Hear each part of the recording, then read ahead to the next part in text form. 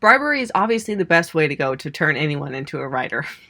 I think some of the first stuff I wrote were Lion King fanfictions. I just saw it was good and I was like, wow, I couldn't have written that. Hi everyone, welcome back to my channel. I am Emily and today we are doing the author origin tag.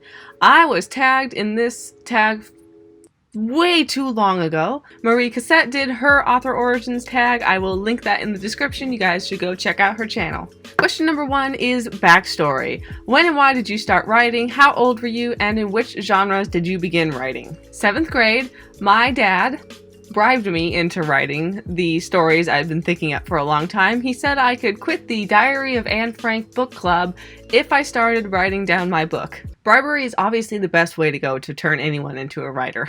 I started off with fantasy and literature. I basically exclusively do science fiction and fantasy now, and I think some of the first stuff I wrote were Lion King fanfictions. I was young, it's a thing that happened, and I'm not ashamed. Question number 2 is Protagonist. What was your first main character like? How have your tastes and or muses changed since then? I don't remember who my first main character was. All I know is I'm vaguely sure he or she was a giant Mary Sue. I don't know what I was thinking. It was very cliche. I was young. My inspirations were Lord of the Rings ripoffs. My tastes in fantasy haven't changed all that much since then, but I think I try to make up my own original characters these days.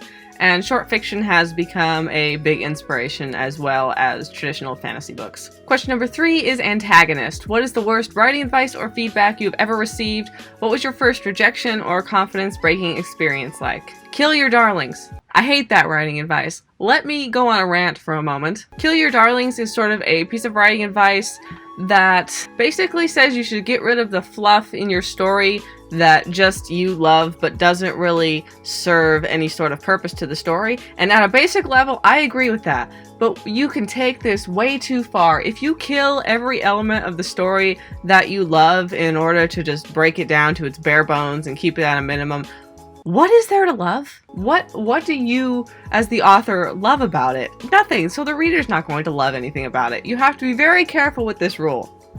That's all I'm saying.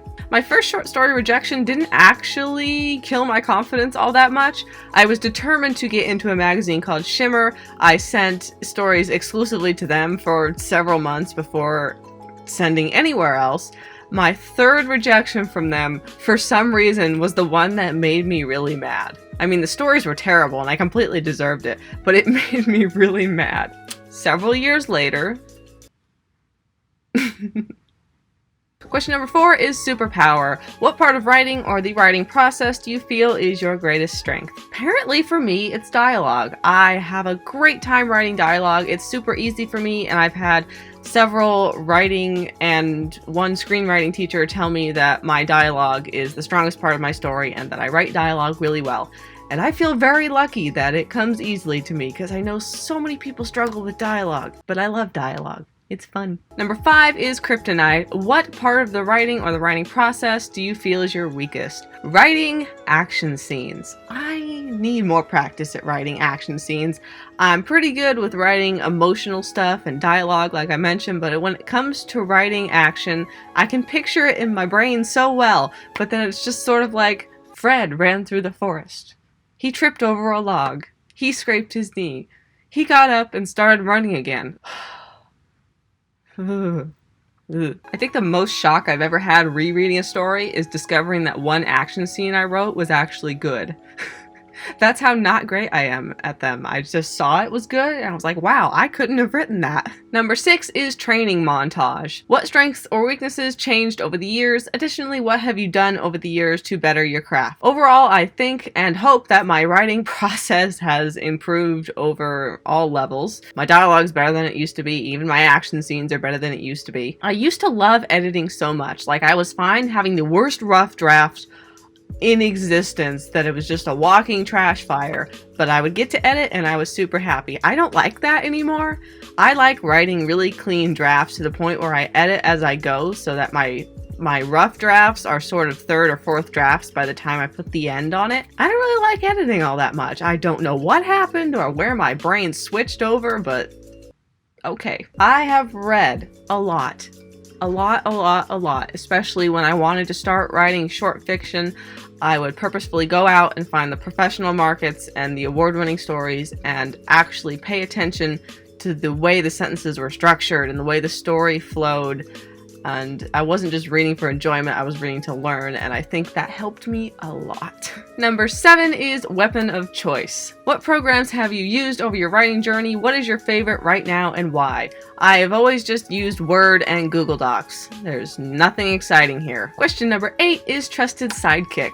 Every Batman has his Robin. What is your favorite companion to cuddle or consume while writing? Has this changed over the years? If so, does this also differ from daytime to nighttime? Hasn't really changed, doesn't really differ. I will eat anything with sugar in it. And here's my writing buddy that sits on my bed next to me. He's quite old. I think he's almost as old as I am. He should just sit with me for the rest of the video, shouldn't he? Yes. Question number 9 is 0 to hero. When you first began this journey, what level of success did you imagine for yourself? Is where you're currently at on your writing journey heading for the destination? If not, how has your dream evolved over the years? When I started writing, I wanted to traditionally publish and had no interest in short stories. That is completely the opposite of where I am right now. I still want to dabble in traditional publishing, but I am much more interested in self-publishing than I have ever been, and I'm publishing a short story collection coming in the fall, which I will talk about in a soon but not quite here yet video. Short stories are the only thing I've had published, and I've had almost a dozen of them published and many more than that written. My main destination is to be a full-time writer who writes novels and has people who love her work, and I am on my way towards that goal. It's not yet, obviously, but I think the place that I'm at is definitely heading in that direction. Number 10 is remember my name. What authors helped you realize your interest in or passion for writing? What books helped shape your writing style, genre of choice, or taste? Tolkien is my hero. I was obsessed with Percy Jackson and the Olympians and Harry Potter as a child. That should tell you all you need to know. Question number 11 is Marvel or DC?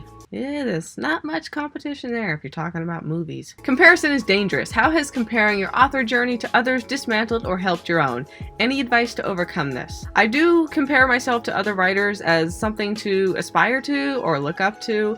I love authortube partially so much because I see all these other authors' successes and their step-by-step achievements, and I go, I can do that. This is inspiring to me. It makes me want to work on my stuff, and I think that's great. Jealousy is not good. Jealousy happens, it's terrible, squash it down, burn it with fire. Some piece of advice that helps me is find something that you love about your writing process and hopefully that you're good at, and remind yourself of it. It's gonna help sort of bring you back into why you're writing in the first place, and it usually helps me a lot. Number 12 is the obligatory love interest. Looking back on your earliest projects, what genres have you grown to love or hate to write? I have always preferred speculative fiction. I love science fiction and fantasy. Never really cared for the horror aspect of it though. I used to write literature when I was younger, just no speculative element whatsoever. I don't do that anymore. I don't find stories all that interesting unless there's just sort of some little fantasy element just woven in there. I read Twilight approximately 18,000 times when I was 12 and 13 years old. Now I hate paranormal romance, and you can't pay me to write it or read it. Question number 13 is your nemesis. What are the most common excuses you've given yourself or outside forces you've overcome that have prevented you from writing your story or crushed your confidence? That I'm not good enough. Brain weasels are terrible. Imposter syndrome sucks. There are times I get frustrated and tell myself that no matter what I write, no matter if I write something amazing, the market sucks and it won't appreciate it. And you know what? I just have to get over that. Because even if it's true, which I'm not saying it is, but even if it's true, there's nothing I can do to control that. I just have to write what I love and continue on. Question number 14 is superhero name. When you began, did you consider using a pen name? Nope, I like my name. And question number 15 is Avengers Assemble. I love all the superhero references in this. Tag a few of your favorite people to do this tag on their channel. Check the description. Awesome people below. Thank you all for watching. I hope you enjoyed this video. Fluffy hopes you enjoyed this video. If you did, don't forget to hit that subscribe button and ding the little notification bell.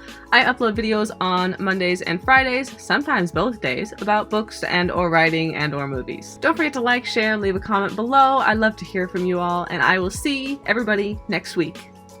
Bye!